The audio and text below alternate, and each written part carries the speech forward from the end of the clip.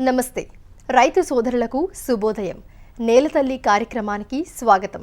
శుభోదయం వేళ రైతుల ఆశలు చిగురించేలా, వారు ఆర్థిక ప్రగతిని సాధించేలా అభ్యుదయ రైతుల అనుభవాలతో పాటు సాగుదారుల విజయగాథలను మీకందిస్తోంది మీ నేలతల్లి కార్యక్రమం. పోషక విలువలు కలిగిన బోడ కాకరను సాగు చేస్తూ లాభదాయకమైన ఆదాయాన్ని ఆర్జిస్తున్న మేడ్చల్ జిల్లాకు చెందిన రైతు సత్యనారాయణ రాజు విజయగాథను ఇవాల్టి నేలతల్లి కార్యక్రమంలో తెలుసుకుందాం పదండి.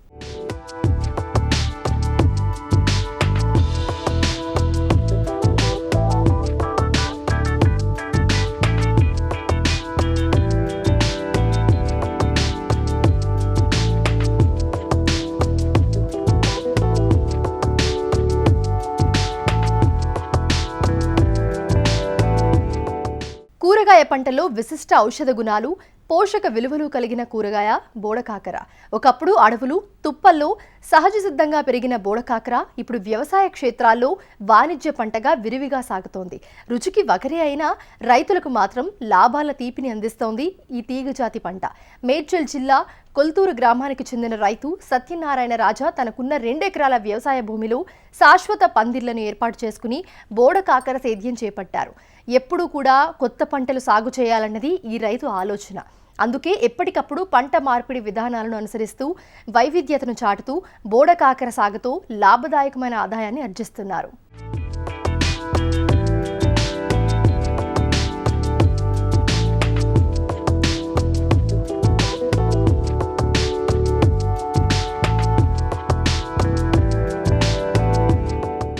నమస్తే అండి, నా పేరు కల్లిండి సత్యనారాయణ రాజు. మాది కొల్తూరు గ్రామం, మూడిచింతలపల్లి మండలం, మేడ్చల్ మల్కాజిగిరి జిల్లా. ఇక్కడ గత కొన్ని ఏళ్ళుగా వ్యవసాయం చేస్తున్నామండి. అయితే అనేక రకాల పంటలు వేయాలి, కొత్త పంటలు అనేది నాకు ఒక అభిప్రాయం, ఆలోచన అండి. దాంతోపాటుగా అనేక రకాలు సాగు చేసుకుంటూ వస్తూ ఈసారి బోడకాకర సాగు చేద్దామనే ఉద్దేశంతో విత్తనాలు ఎక్కడ దొరుకుతాయో ఎంక్వైరీ చేసుకొని అక్కడికి వెళ్ళి కొన్ని సేకరించుకొని తీసుకొచ్చి ఒక 2 ఎకరాలు మొన్న రోహిణి కార్తెలో నాటేసామండి. తర్వాత అయితే మొలక శాతం ఇది బాగా తక్కువగా ఉంటుందండి. అవి లేటుగా వెనక ముందు మొలిసినవి, ఒక దగ్గర 50 నుంచి 60 రోజుల దాకా మొలుతూనే ఉన్నాయి ఇవి. తర్వాత మొలిసిన తర్వాత వాటిని జాగ్రత్తగా కలుపు అది తీసుకుంటా నెమ్మదిగా దీన్ని సుతులు కట్టుకొని పందిరెక్కించామండి. జూలై నెలాఖరు నుంచి క్రాప్ స్టార్ట్ అయిందండి. ఇప్పుడు ఇక కాకపోతే లాస్ట్ స్టేజ్కి వచ్చింది, పంట అయిపోవచ్చింది. మేము మా కాయలు మార్కెట్కి వచ్చేటప్పటికి 150 రూపాయలు రేటు పలుకుతుందండి. ఆ స్టేజ్లో కొద్దిగా తక్కువగా తెగినాయి, తర్వాత కంటిన్యూ స్టార్ట్ అయినాయి అండి. కాయలు 150 కేజీలు, 200 కేజీలు అలాగా ఎకరానికి అలా కోసామండి. ఆ టైంలో 80 రూపాయలు, 70 రూపాయలు అలాగా మధ్యలో పెరుగుతా ప్రజెంట్ ఇప్పుడైతే 75 రూపాయలు ఉందండి. ఇప్పుడు లాస్ట్ దశలో ఉందండి పంట.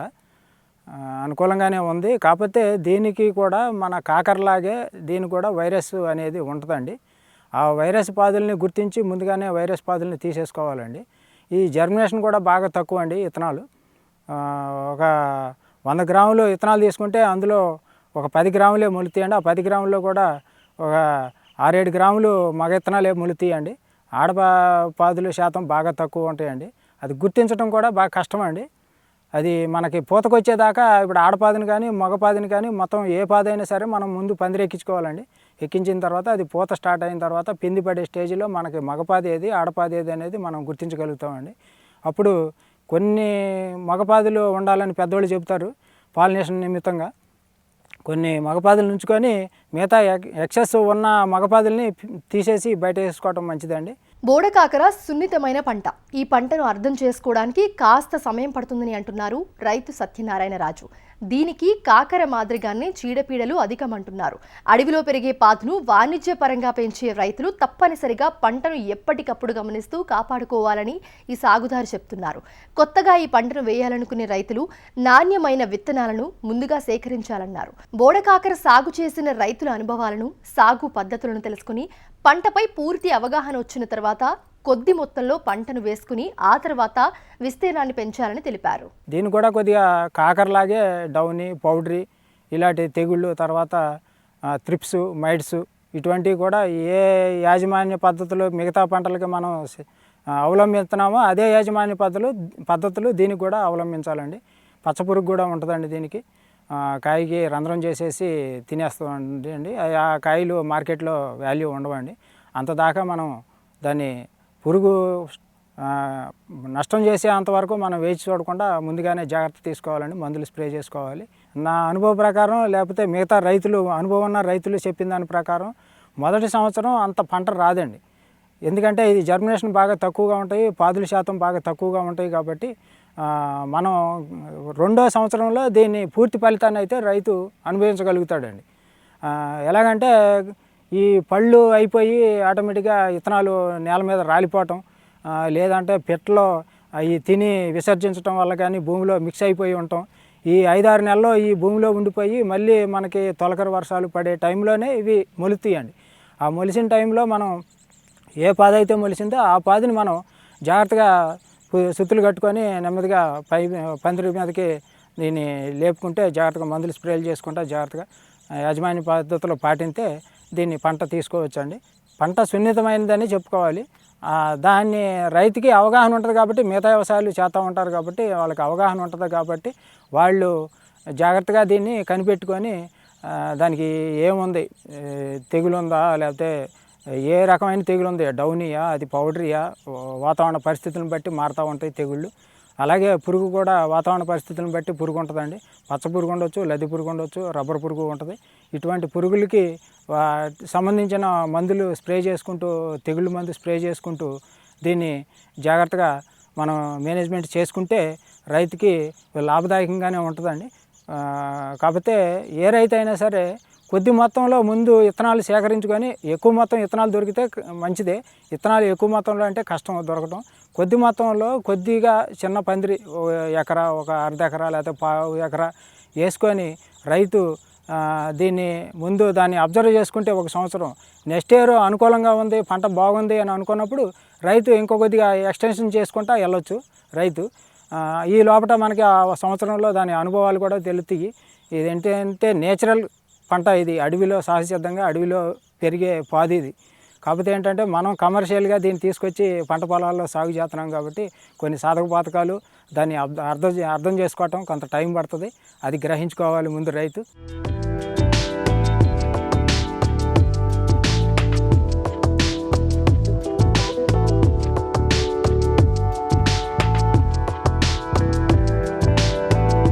మొదటి ఏడాది విత్తనం కోసం మార్కెట్పై ఆధారపడిన అనంతరం పంట నుంచే విత్తన సేకరణ మొదలుపెట్టారు ఈ సాగుదారు.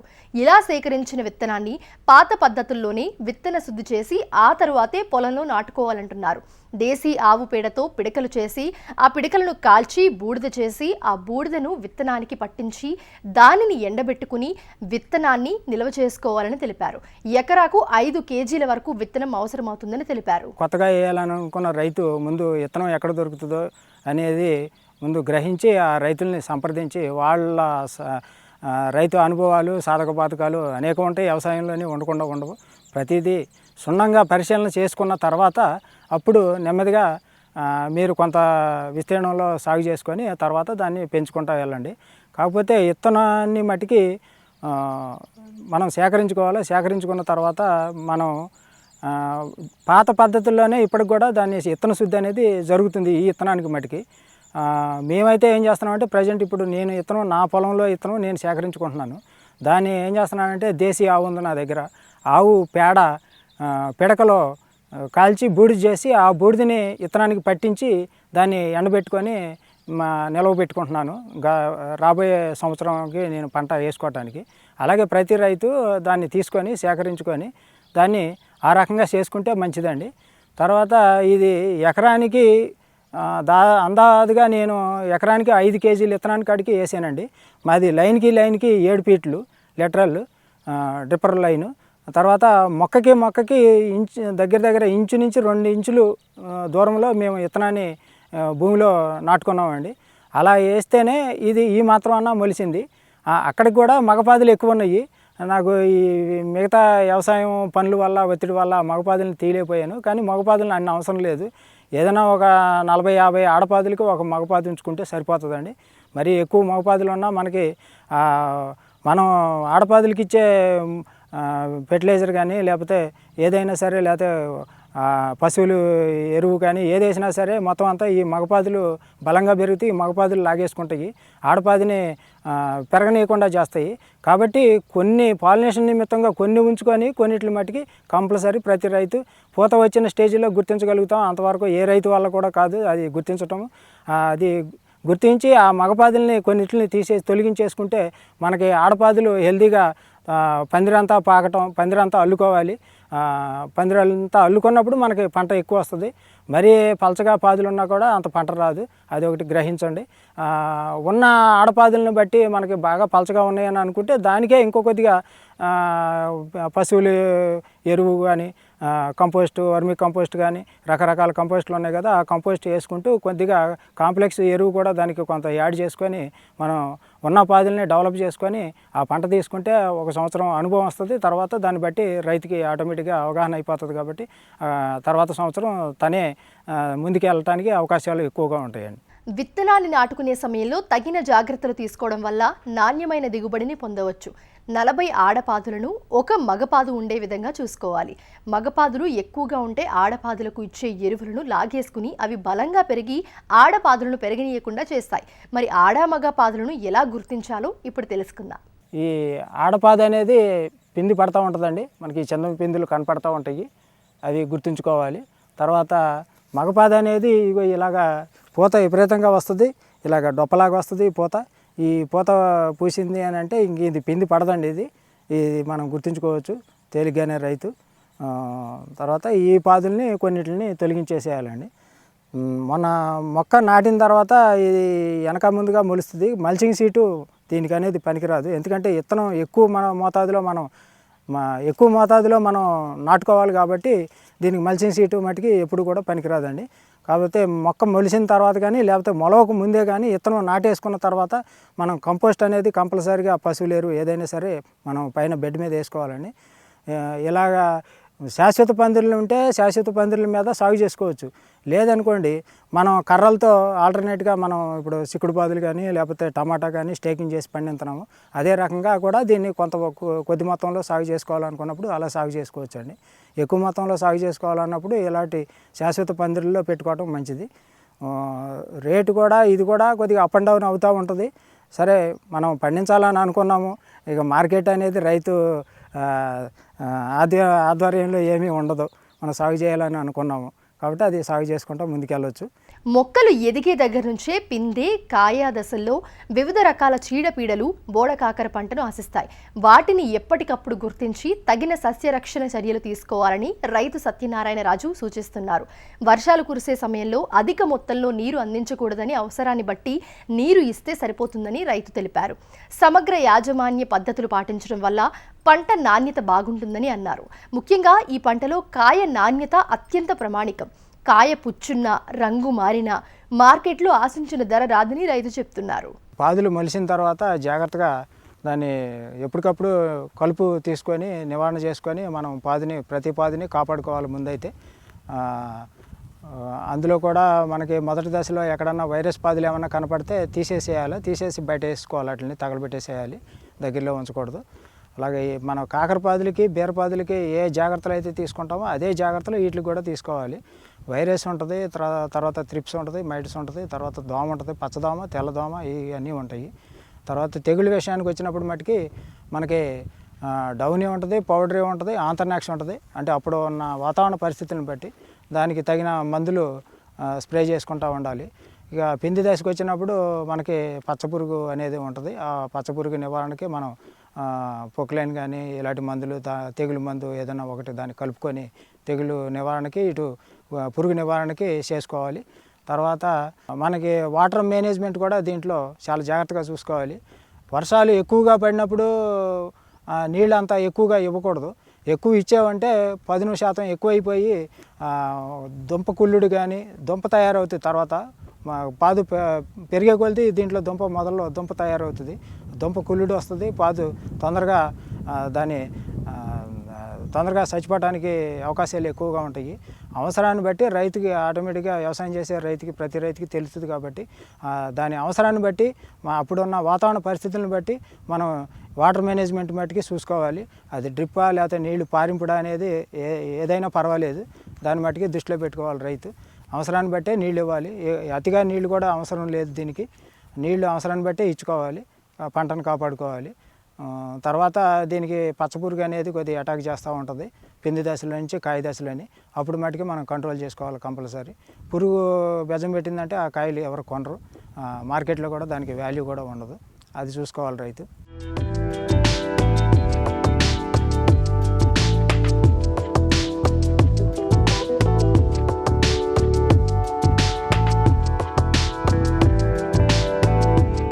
ఎప్పుడూ కొత్త పంటలను సాగు చేయాలనుకుంటున్నారు ఈ రైతు. అందుకే పంట మార్పిడి విధానాలను అనుసరిస్తున్నారు. ప్రస్తుతం బోడకాకర చివరి దశకు చేరుకోవడంతో అదే పొలంలో బీన్స్ సాగు మొదలుపెట్టారు ఈ సాగుదారు. ఇలా ప్రణాళిక ప్రకారం పంటలు సాగు చేసుకోవడం వల్ల రైతుకు మంచి ఆదాయం దక్కుతుందంటున్నారు. పంట నాణ్యత కూడా దీనికి ముఖ్యం. తెగుళ్ళు లేకుండా, తర్వాత చీడపీడలు లేకుండా మనం కాయ పచ్చదనంతో ఇప్పుడు ఇది ఈ రకంగా గ్రీనిష్లో ఉంటే కాయ మార్కెట్లో వెళ్ళగానే చూడగానే కొనుక్కునే వాళ్ళకి కూడా అందుబాటులో ఉంటుంది. కాయ చూడగానే కొనే ఆలోచన కూడా వాళ్ళకి కూడా కలుగుతుంది. ఏమాత్రం కాయ పుచ్చున్నా లేకపోతే కాయ ఒక్కోసారి బాగా ఒత్తి అయిపోతే పాదు నీడైపోతే తెల్లగా పాలిపోయినట్టు అయిపోతుంది. కలర్ వచ్చిన కాయ తొందరగా కొనరు వాళ్ళు. కాబట్టి ఎక్కువగా పచ్చదనానికి ప్రిఫరెన్స్ ఇస్తారు. కాబట్టి మనం ఆర్గానిక్ మందులు కూడా కొన్ని కంపోస్టులతో పాటు మనం స్ప్రే చేసుకుంటే కాయ నాణ్యత పెరుగుతుంది, మనకు పంటకాలం ఎక్కువగా ఉంటుంది. ఇది పంటకాలం అంటే మనకి June, July, August, September, October, November కల్లా కంప్లీట్ ఇది క్లోజ్ అయిపోతుంది. తర్వాత మనం పంట తీసుకుందాం అనుకున్నా కానీ రాదు.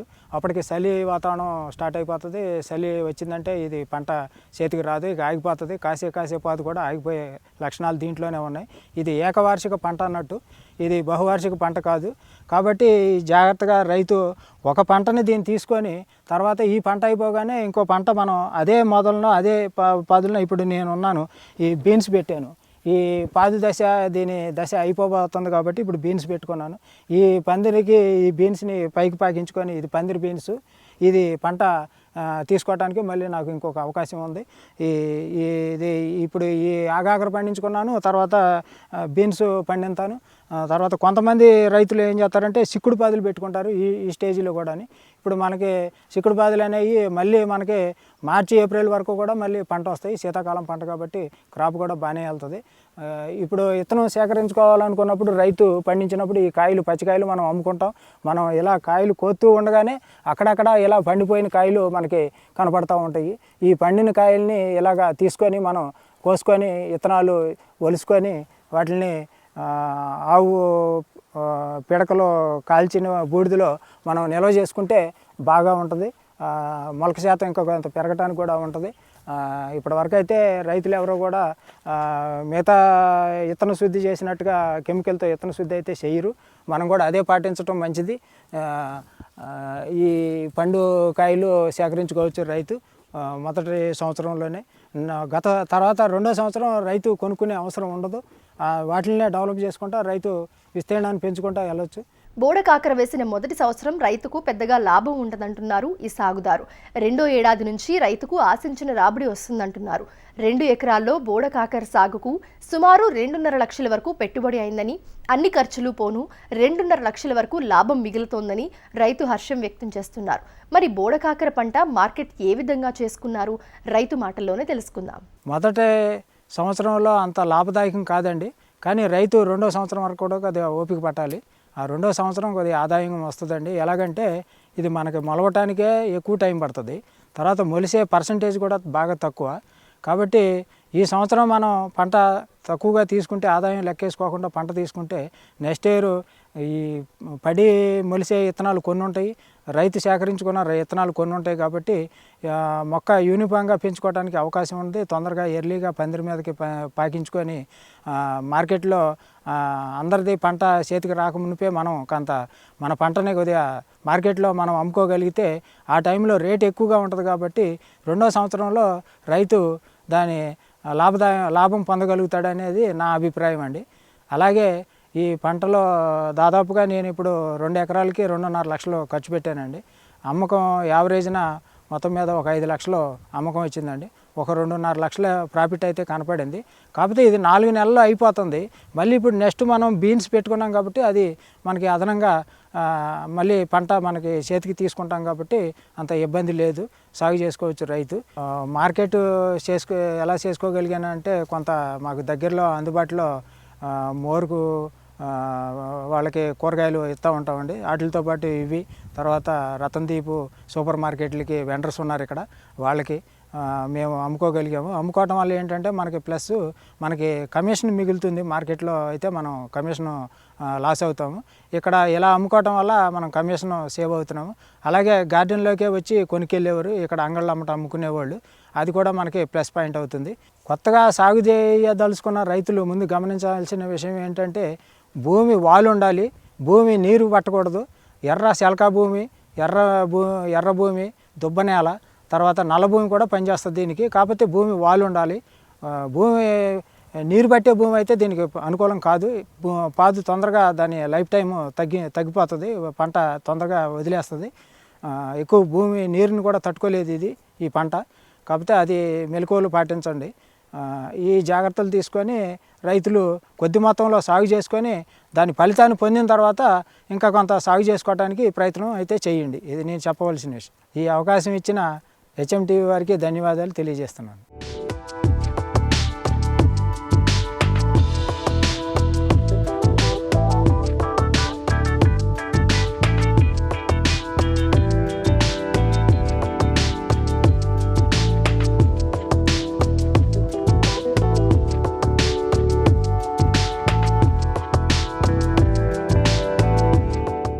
మరి ఈ రోజు ప్రసారమైన కార్యక్రమంతో పాటు సాగుదారులకు ఉపయోగపడే సేద్య సమాచారం, అభ్యుదయ రైతుల అనుభవాల కోసం హెచ్ఎంటీవీ అగ్రి యూట్యూబ్ ఛానల్ని సబ్స్క్రైబ్ చేసుకోవడం మర్చిపోకండి. ఇది ఇవాల్టి నేలతల్లి కార్యక్రమం. నమస్తే.